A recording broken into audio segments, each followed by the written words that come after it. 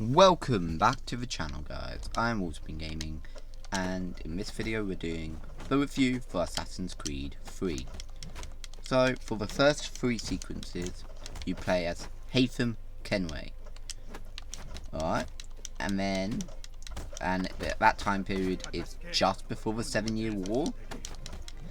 Then for the rest of the game, which is 9 more sequences, you play as Hokin.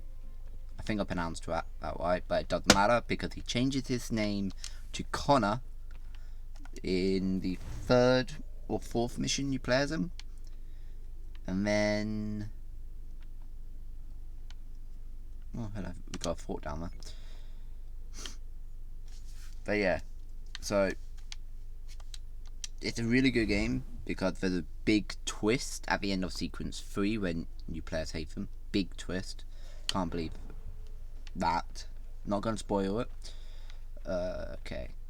When you play as Connor, it is set during the Civil War. So 1700s. So you play as Haytham at the beginning of 1700s, and then you finish the game as Connor, which is set later on in the 1700s.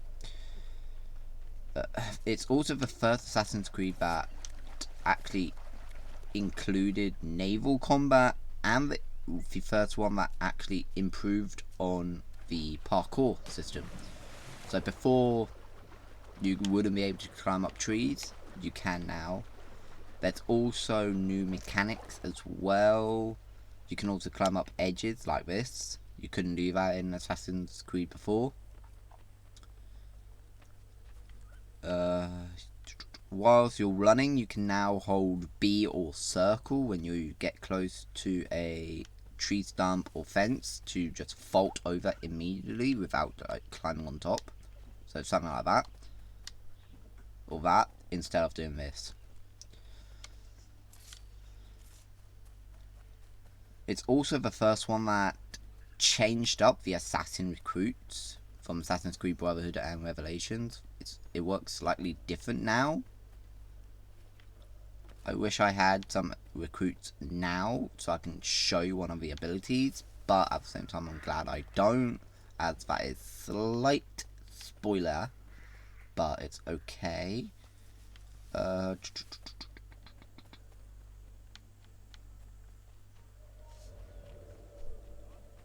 And the assassinations have changed a little as well. Let's see if I can actually perform one of them now. But anyway, the game is really good. Obviously it's not amazing.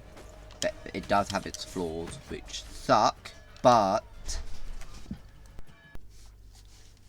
yeah, it's got its flaws, which I'm not overly keen on, which are the homestead missions, which you unlock as soon as you find Achilles in Davenport Homestead, which is, I believe it was like sequence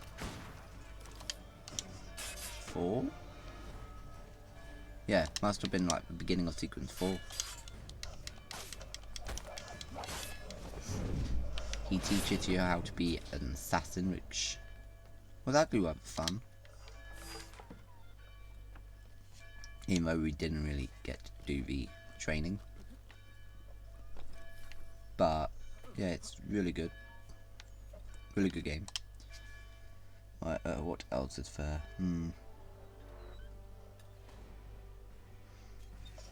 There are 4 different locations you go to. 5 if you include something else, but yeah, you get to go to the frontier, which is a big wilderness area. Then you get Davenport Homestead, which is basically your home. Then you have Boston and New York.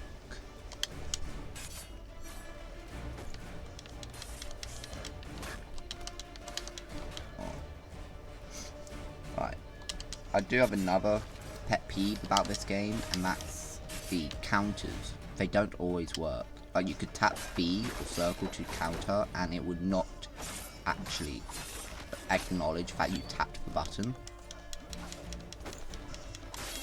So you could literally press B or circle to counter, it wouldn't acknowledge and you would get hit even though you countered.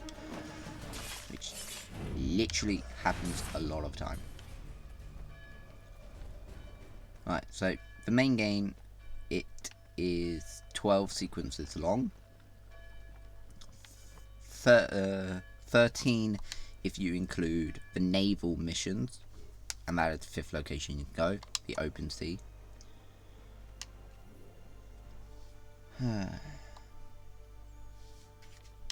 So the main plot is basically you're hunting down the Templars that did something terrible to you when you were a child.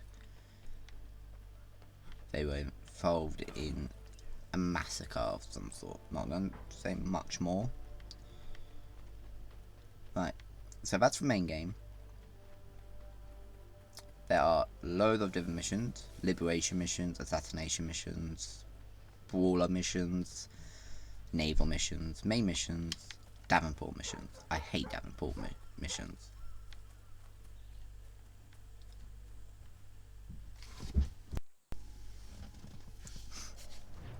So, 2 pet peeves. Counter time doesn't always work. And the homestead missions. I hate those. But everything else about the game, rather good. Right. Now let's talk about the DLC. The DLC is 3 sequences long. Each one was released at a different time. So it was episode 1, episode 2, episode 3. And it was called The Tyranny of King Washington. So it's definitely slightly different to our usual DLC. It takes you to an alternate timeline. I'm not going to say much more about that bit, but basically the king is the old commander-in-chief, George Washington, and he got a piece of Eden and went completely mad. That's basically all I can say on the story. You do get like amazing spirit animals during each of the sequences. How am I supposed to kill this dude?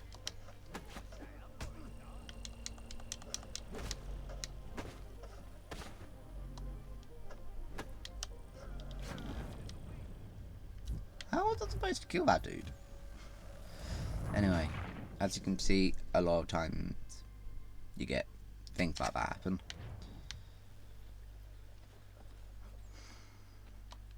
But yeah, from what I gathered, the DLC takes place during the period of season 6 and 7, but it doesn't actually let you know that, which kind of suck. But yeah.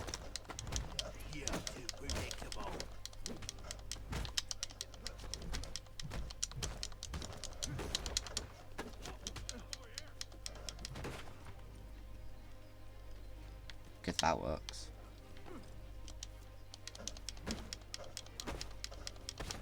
You're too predictable.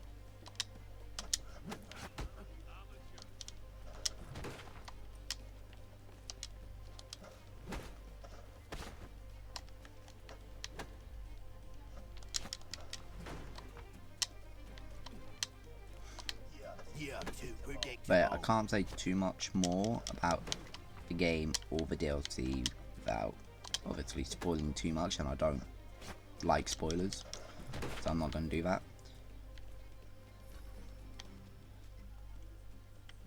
So with that said, my rating for this game. I do have pet peeves, definitely. Will that impact my rating? Not really. I'm going to give it a 7.5 out of 10. Because it's a good game. But obviously pet peeves. So, yeah. And as you can see, you can also ride horses in Boston, New York, Frontier, and Davenport Homestead. with that said, that is the end of Assassin's Creed 3.